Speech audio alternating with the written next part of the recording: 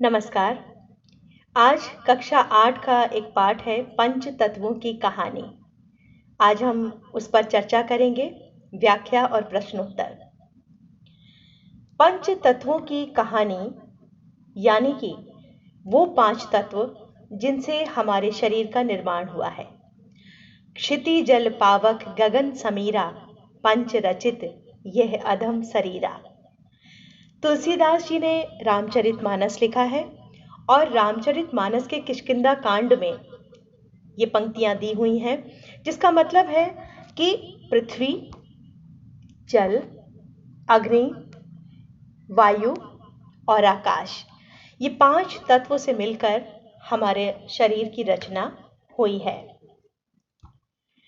ये जो पाठ है ये एक नाटक के रूप में प्रस्तुत किया गया है और नाटक करते समय हमें कौन सी चीज़ें ध्यान में रखनी चाहिए वो मैं आपको ज़रूर बताना चाहूँगी, लेकिन उससे पहले मैं बता दूँ इस नाटक का जो सूत्रधार है वो समय है, यानी नाटक का आयोजन इसमें समय ने किया है। और सच भी है, समय ही हर चीज़ को आयोजित करता है, हर चीज़ एक निश्चित समय पर ही होती है। तो यहाँ पर ये नाटक चूँकि पर्यावरण से संबंधित है, तो आइए थोड़ी सी जानकारी विश्व पर्यावरण दिवस के बारे में। विश्व पर्यावरण दिवस संयुक्त राष्ट्र द्वारा प्रकृति को समर्पित दुनिया भर में मनाया जाने वाला सबसे बड़ा उत्सव है। पर्यावरण प्रदूषण की समस्या पर सन 1972 में संयुक्त राष्ट्र संघ ने स्टॉकहोम, स्वीडन में विश्व भर के देशों का पहला पर्यावरण सम्मेलन आयोजित किया। इसमें 119 देशों ने भाग लिया। इसी सम्मेलन में संयुक्त राष्ट्र पर्यावरण कार्यक्रम का जन्म हुआ और प्रति वर्ष 5 जून को पर्यावरण दिवस आयोजित करने का निश्चय किया गया। इसका मुख्य उद्देश्य था आम जनता को पर्यावरण के प्रति जागरूक करना। तो इस प्रकार बच्चों 5 जून 1974 को पहला विश्व पर्यावरण दिवस मनाया गया। अब चूंकि ये पाठ नाटक के रूप में है तो ध्यान देने योग्य कुछ बातें। जब हम नाटक में डायलॉग बोलते हैं, जब संवाद की अदायगी होती है, तो वो बहुत स्वाभाविक होना चाहिए और विशेष रूप से उच्चारण हमारा एकदम दुरुस्त होना चाहिए। और जो हम संवाद बोल रहे हैं उसमें वो एक्सप्रेशन रिफ्लेक्ट होना चाहिए, वो झलकना चाहिए, हाव भाव जो कि उसमें कहे गए हैं। अगर हम कह रहे हैं कि आज मैं खुश हूं, तो वो खुशी हमारी आवाज से दिखनी चाहिए, आज मैं बहुत खुश हूं। और एक दूसरा तरीका, आज मैं खुश हूं, तो आपको लगेगा ही नहीं कि ये व्यक्ति खुश है। संवाद बोलते समय उचित उतार चढ़ाव भी आवश्यक है, विशेष रूप से जब आप नाटक का पठन कर रहे हैं। जब ऑडियो विजुअल है, दृश्य श्रव्य माध्यम, तब तो ठीक है, आपको चीज दिख रही है, अभिनय भी दिख रहा है, एक्टिंग दिख रही है। लेकिन जब सिर्फ आप सुन रहे हैं तो उस समय आपको अपनी आवाज में वो चीज पैदा करनी होगी जिससे सुनने वाला जो लिसनर है, जो श्रोता है, उसे ऐसा महसूस हो कि वो सुन नहीं रहा है नाटक, बल्कि उसकी आंखों के सामने वो नाटक किया जा रहा है। तो देख रहे हैं आप कि मंच के बीचों बीच में एक बड़ी सी कुर्सी पर समय विराजमान है। बड़ा खूबसूरत सा सुनहरे कुर्ते पजामे में एक बालक बैठा है, जिसे यहाँ पर समय के रूप में चित्रित किया गया है। पृथ्वी फूल पत्तों के डिजाइन वाली जो गहरे रंग की, हरे रंग की साड़ी पहने हैं। जल हल्के हरे रंग के कुर्ते में है और ये लाल संतरी रंग की साड़ी में अग्नि विराजमान है हमारे मंच पर। वायु सफेद सलवार कुर्ते में जो बालिका है वायु के रूप में प्रस्तुत की गई है और आकाश हल्के नीले कुर्ते पजामे में। तो ये सारे जो कलाकार हैं, देखिए आप किस तरह से मंच पर आए हैं और ये सब प्रस्तुतिकरण कर रहे हैं किसका? हमारे पंच तत्वों का। पर्यावरण के दिवस पर समय ने उत्सव का आयोजन किया है। पृथ्वी, जल, अग्नि, वायु, आकाश सबको आमंत्रित किया है और मंच पर देखिए बड़ी साज सज्जा की गई है। एक एक करके पांचों मंच पर प्रवेश करते हैं। पृथ्वी, अरे वाह दादा, कितना सुंदर आयोजन है, स्वच्छ और सुव्यवस्थित। जल, इतने दिनों बाद ऐसी स्वच्छता और सुंदरता देखकर हृदय खिल उठा है। समय, ये आयोजन तुम सबके लिए ही तो किया गया है। मनुष्य, जो मेरी श्रेष्ठतम कृति है, जिसमें तुम सबका अंश है, जिसके लिए मैंने तुम सबका निर्माण किया।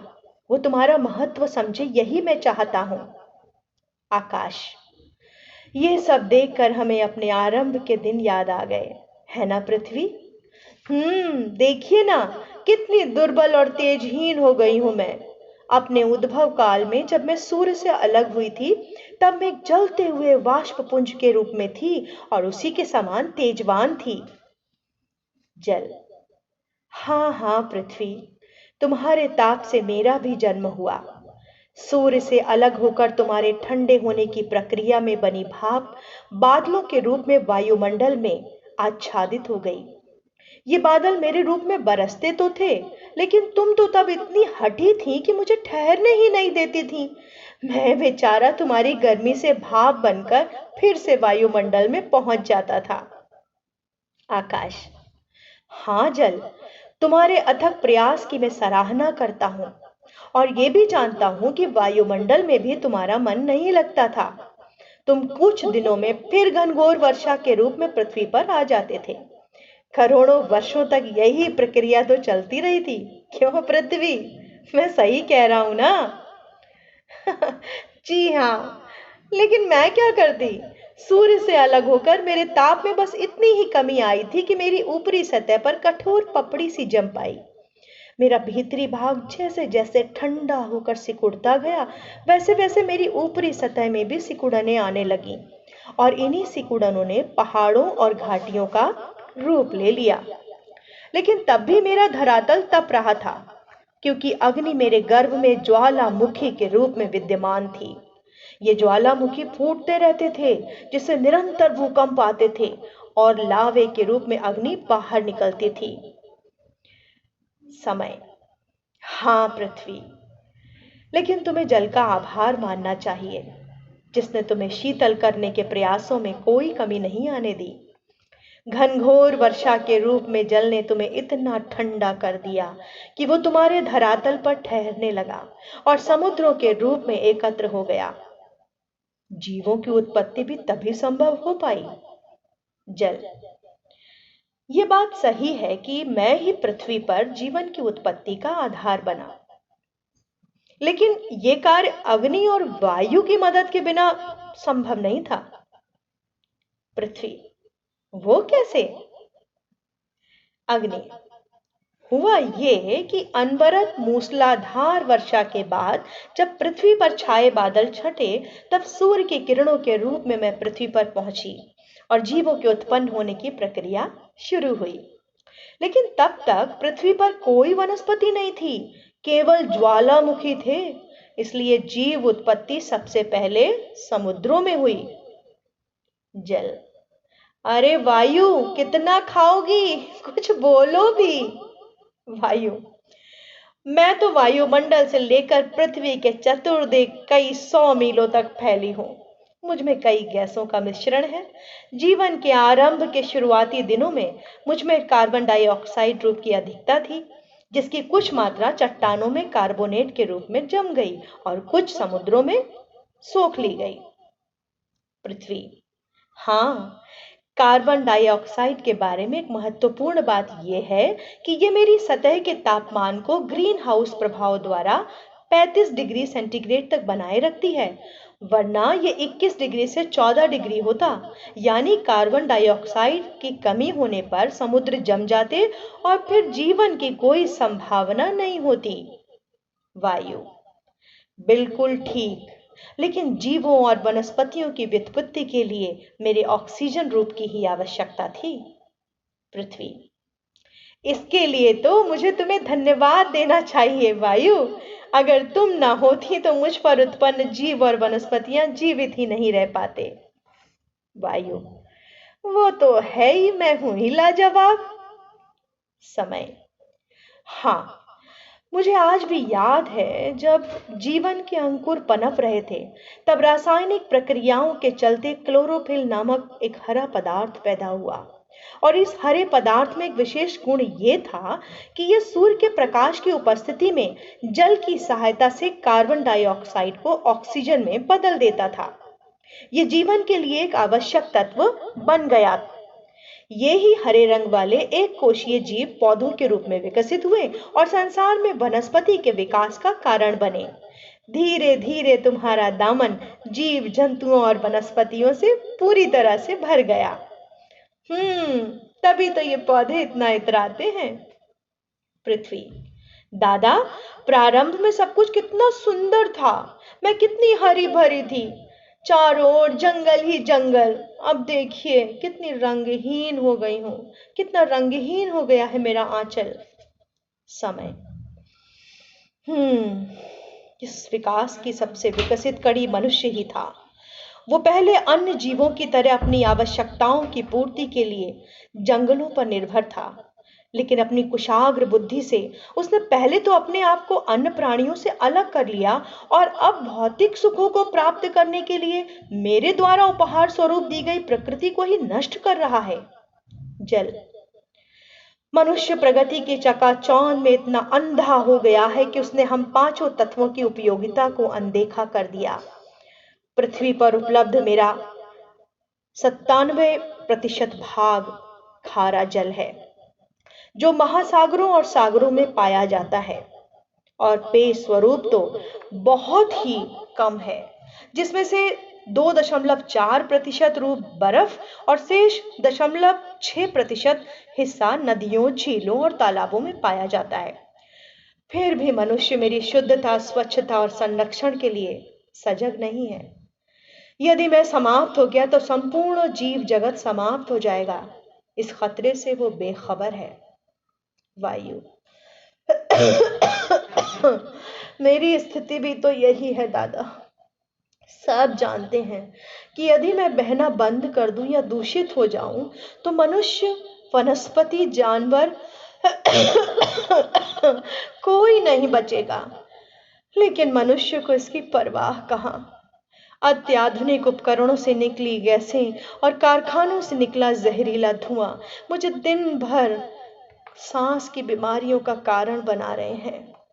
मुझे शुद्ध करने वाले मित्र जंगल समाप्त हो रहे हैं, जिससे प्राकृतिक असंतुलन उत्पन्न हो गया है और बाढ़, भूकंप, चक्रवात, असमय वर्षा जैसी प्राकृतिक आपदाएं, इन सब का सामना करना पड़ रहा है।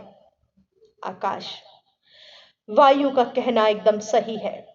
जंगलों के कटने से और जहरीली गैसों से मेरी ओजोन की परत को भी नुकसान हुआ है, जिससे मेरी सूर्य की पराबैंगनी किरणों के दुष्प्रभावों को रोक पाने की क्षमता कम होती जा रही है।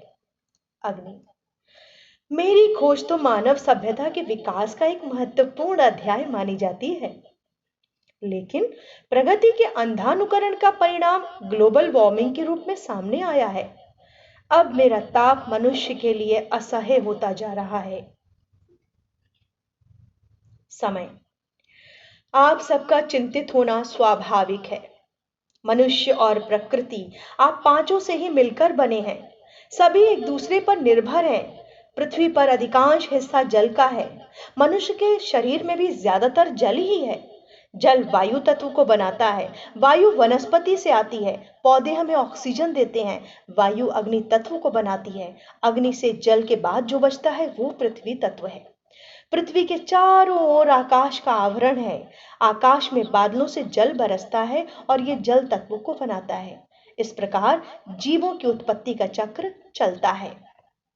पांचों तत्व मिलकर आज पर्यावरण दिवस के अवसर पर हम पंच तत्व मानव जाति को यह संदेश दे रहे हैं कि अपनी विचारधारा बदलो, प्रकृति के साथ सामंजस्य बनाते हुए उसके अनुकूल होकर चलो। प्रकृति से सिर्फ लेना ही नहीं, देना भी सीखो, क्योंकि अगर अब भी सचेत नहीं हुए तो आने वाली पीढ़ी के लिए कुछ नहीं बचेगा, कुछ नहीं बचेगा, कुछ नहीं बचेगा। तो देखा आपने किस तरह से ये पांचों तत्व मिलकर बहुत ही सुंदर आयोजन करते हैं और अपनी बात हम तक पहुंचाते हैं। पृथ्वी ये स्वीकारती है कि वो तेजवान से तेजहीन हो गई है। कार्बन डाइऑक्साइड ग्रीन हाउस प्रभाव के द्वारा कैसे उसका तापमान 35 डिग्री सेंटीग्रेड बनाए रखती है, और जिसके अभाव में क्या होता, समुद्र जम जाते और जीवन की संभावना ही नहीं होती। पृथ्वी वायु का धन्यवाद भी देती है कि उसकी वजह से ही पृथ्वी पर जीव और वनस्पतियां जीवित हैं। तो हमें भी ये सीखना चाहिए कि किस तरह से हम एक दूसरे का धन्यवाद भी अदा करें। उदास और चिंतित पृथ्वी अपने पुराने दिनों को याद करती है, जब वो हरी भरी थी और जंगलों से भरी थी।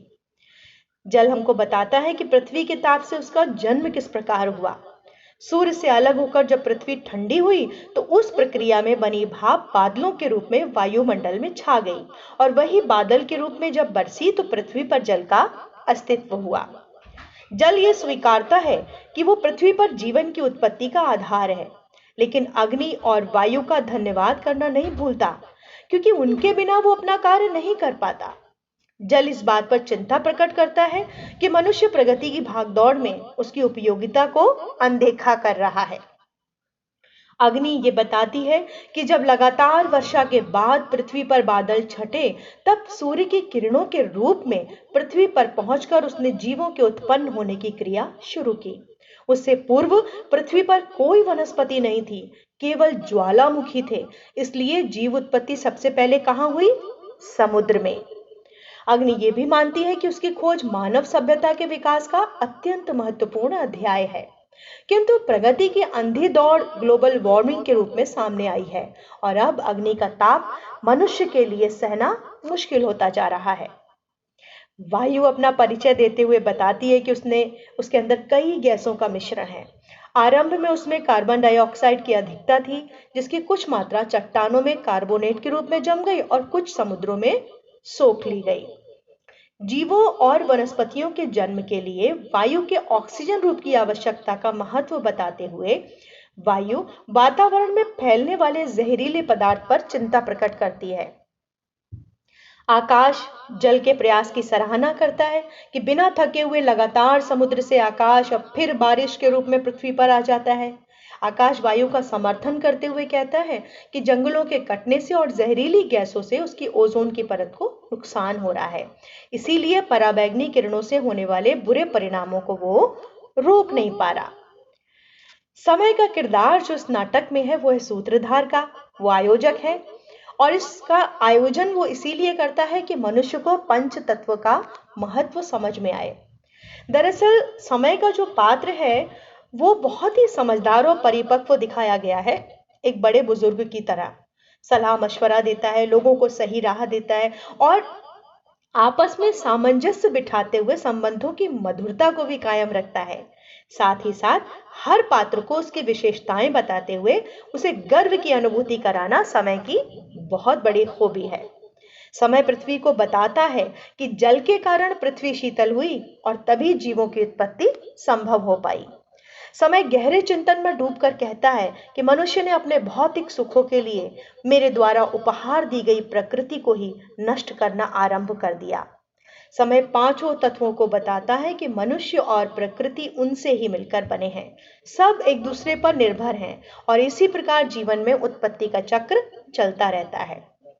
पंच तत्व संपूर्ण मानव जाति को संदेश देते हैं कि प्रकृति से सिर्फ लेना ही नहीं, देना भी सीखो।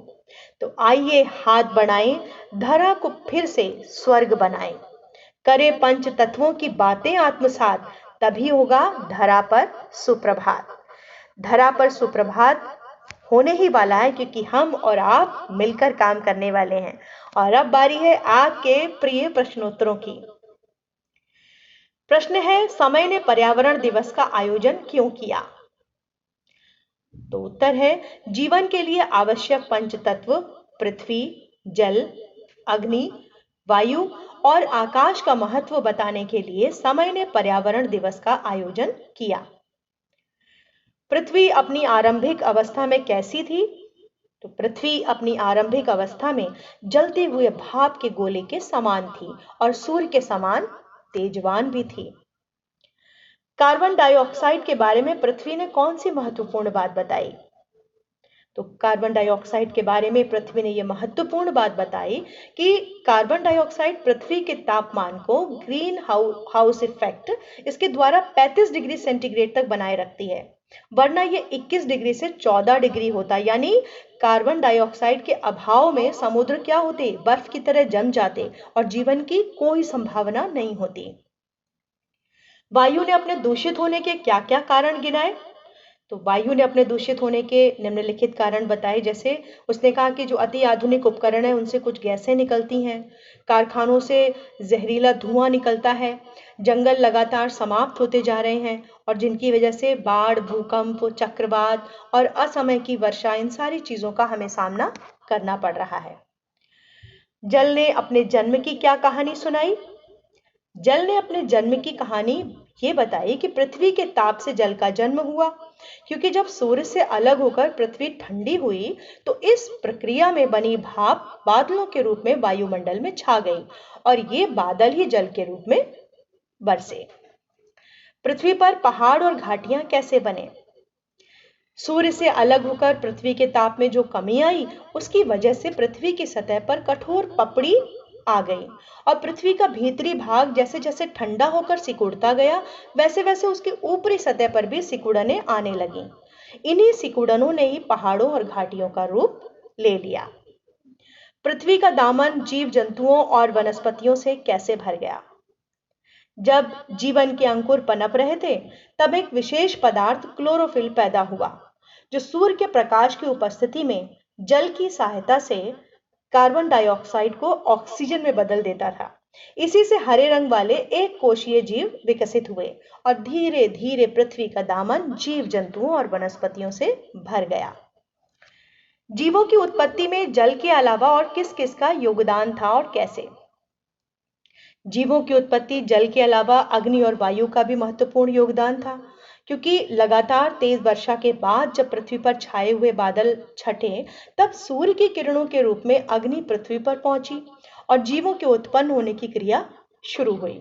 और इसी प्रकार वायु में उपस्थित कार्बन डाइऑक्साइड पृथ्वी की सतह का तापमान संतुलित करके जीवन की संभावना का कारण बनी। इसलिए वायु के अभाव में पृथ्वी पर जीव और वनस्पतियों का जीवित रहना असंभव हो जाता। समय ने जीवन की उत्पत्ति का क्या चक्र बताया? समय ने जीवन की उत्पत्ति का चक्र बताते हुए कहा, मनुष्य और प्रकृति 5 तत्व पृथ्वी, जल, अग्नि, वायु और आकाश इनसे मिलकर बने हैं। मनुष्य के शरीर में ज्यादातर जल ही है। जल वायु तत्व को बनाता है, वायु वनस्पति से आती है, पौधे हमें ऑक्सीजन देते हैं, वायु अग्नि तत्वों को बनाती है और अग्नि से जलने के बाद जो बचता है वो पृथ्वी तत्व है और पृथ्वी के चारों ओर आकाश का घेरा है और आकाश में बादलों से जल बरसता है और ये जल तत्व को बनाता है। पांचों तत्वों ने मानव जाति को क्या संदेश दिया? पांचों तत्वों ने मानव जाति को यह संदेश दिया कि मानव जाति को अपनी विचारधारा बदलने की आवश्यकता है। प्रकृति के साथ मेल जोल बनाकर उसके अनुकूल होकर चलने की आवश्यकता है। प्रकृति से सिर्फ लेना ही नहीं, संपूर्ण मानव जाति को प्रकृति को देना भी सीखना चाहिए और यदि अभी जागरूक नहीं हुए तो आने वाली पीढ़ी के लिए कुछ नहीं बचेगा। ये तो था हमारा पाठ और बहुत ही सुंदर संदेश दिया है। अब बस आवश्यकता है इसे आत्मसात करने की। तो चलते चलते आओ हम मिलकर लें ये प्रण, महकाएंगे फिर से वन उपवन, पुनर्जीवित होगी हरियाली, प्रकृति का हम सब करेंगे संरक्षण, प्रकृति का हम सब करेंगे संरक्षण, प्रकृति का हम सब करेंगे संरक्षण। धन्यवाद।